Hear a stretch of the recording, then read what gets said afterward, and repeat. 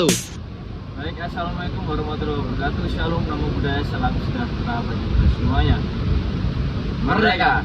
Perkenalkan, nama saya Anak Agung dari Indra Kayatnya.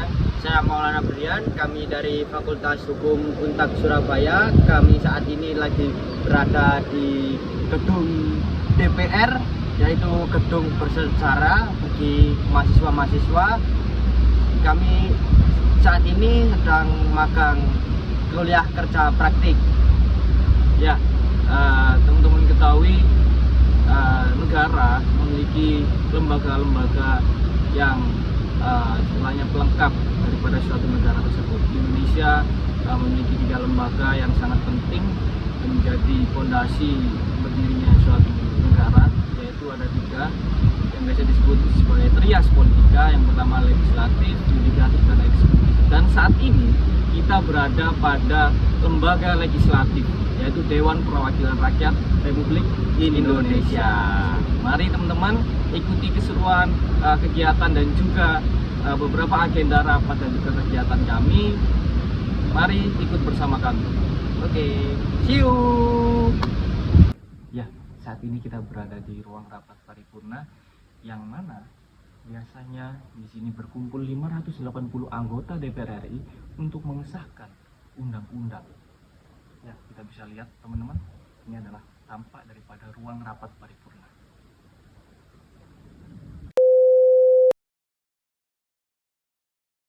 Ya, di sini saya akan menjelaskan apa yang menjadi fungsi daripada Dewan Perwakilan Rakyat Republik Indonesia. Dewan Perwakilan Rakyat Republik Indonesia memiliki 3 fungsi. Yang pertama adalah fungsi legislasi, fungsi anggaran, dan juga fungsi pengawasan. Yang pertama adalah fungsi legislasi. Fungsi legislasi adalah menyusun dan juga membahas rancangan undang-undang serta menetapkan menjadi undang-undang jika telah disetujui dalam program legislasi nasional, dan juga serta menyetujui atau tidak menyetujuinya peraturan pemerintah pengganti undang-undang. Yang kedua adalah fungsi anggaran.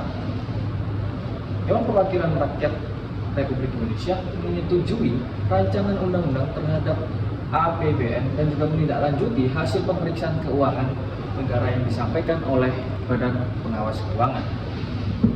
Yang ketiga adalah fungsi pengawasan.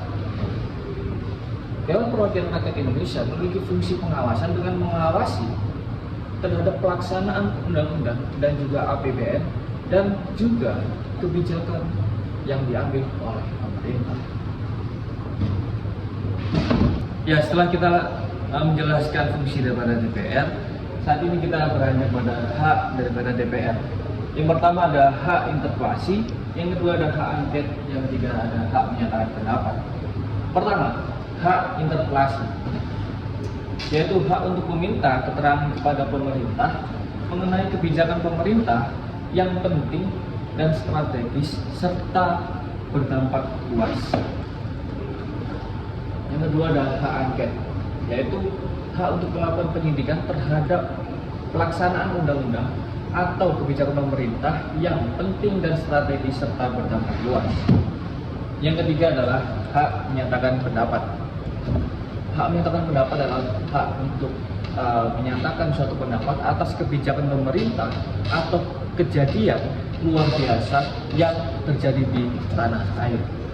Dan juga kita melihat selain 3 hak ini, ternyata DPR atau anggota DPR memiliki hak, yaitu yang pertama hak anggota dewan.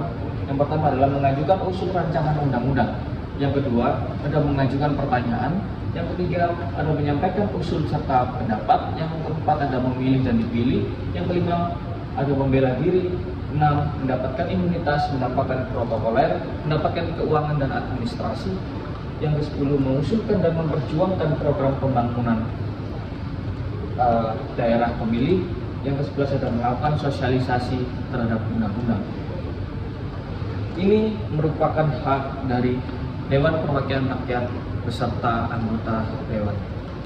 Selanjutnya kan kalian tadi sudah melihat atau mendengar fungsi DPR dan hak-hak DPR, yaitu berikutnya kita akan melihat bagian-bagian dari komisi-komisi DPR ini. Nah, DPR ini dibagi menjadi 13 komisi. Setiap komisi dia ada ruang lingkupnya masing-masing, yaitu komisi pertama. Yang pertama, ruang lingkup komisi pertama ini,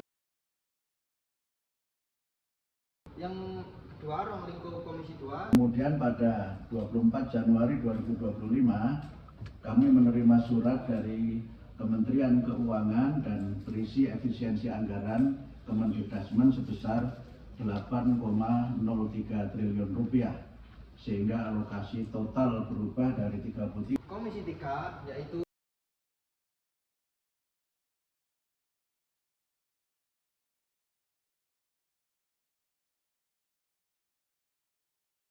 Komisi 4 meliputi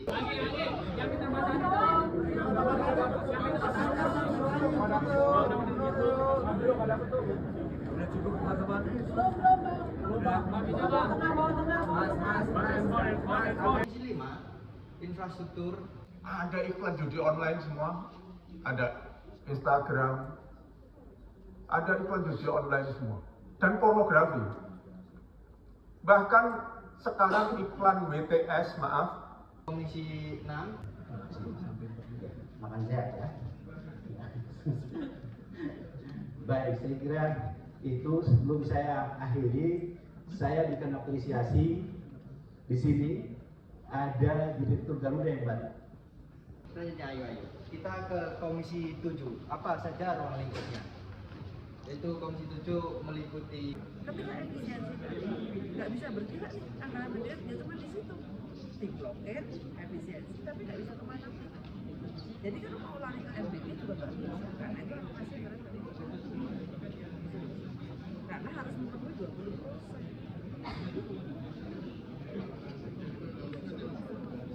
Komisi 8, Komisi 9 yaitu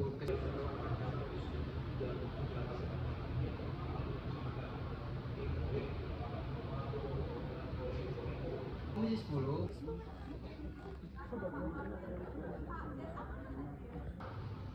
Komisi 11 Komisi 12 Kalangan intelektual tentunya akan lebih.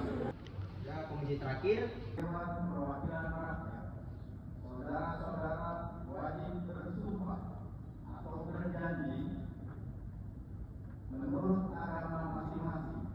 Apakah saudara-saudara bersedia? Bersedia. Patut saya ingatkan bahwa sumpah janji yang akan saudara-saudara ucapkan mengandung tanggung jawab terhadap bangsa dan negara Republik Indonesia. Tanggung jawab memelihara dan menyelamatkan Pancasila dan Undang-Undang Dasar Negara Republik Indonesia tahun 1945. Sumpah janji ini adalah terhadap Tuhan Yang Maha Esa dan manusia, yang harus ditepati dengan segala keikhlasan dan kejujuran. dan kita akan melanjutkan ke skin selanjutnya. Ya, selanjutnya ada masa persidangan Dewan Perwakilan Rakyat. Dalam persidangan Dewan Perwakilan Rakyat terbagi dari dua, yaitu masa sidang dan masa reses. Masa sidang ini adalah ketika bagaimana anggota DPR RI bekerja dalam gedung DPR, entah itu membentuk satu undang-undang, ya kan, menganggarkan APBN, dan juga mendengarkan rapat dengar pendapat umum, ya kan. Itu ada di masa persidangan. Nah, ada juga yaitu masa reses, yang dimana anggota DPR RI ini turun pada konstituante atau daerah pemilihan dengan mendengarkan aspirasi-aspirasi dari masyarakat yang nantinya akan dirapatkan di masa sidang.